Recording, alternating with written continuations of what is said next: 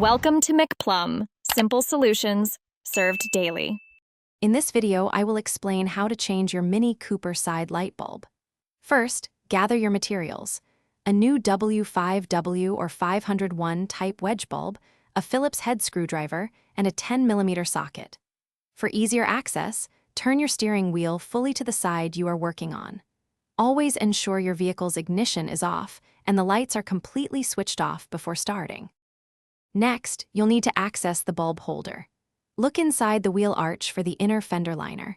You may find a few clips or fasteners holding it in place. Use a Phillips head screwdriver or a trim tool to carefully remove them. Once the fasteners are out, gently pull back the fender liner to reveal the back of the side light assembly. Now it's time to remove the old bulb. Reach in and grasp the back of the bulb holder. Twist it counterclockwise, usually about 45 degrees, then gently pull it straight out. The old wedge bulb will simply pull out of its socket. Take your new W5W or 501 bulb and firmly push it into the holder, ensuring it's seated correctly. To finish up, carefully insert the bulb holder back into the light assembly, aligning the tabs, and twist it clockwise to lock it in place. Push the fender liner back into position and secure it with all the clips and fasteners you removed earlier.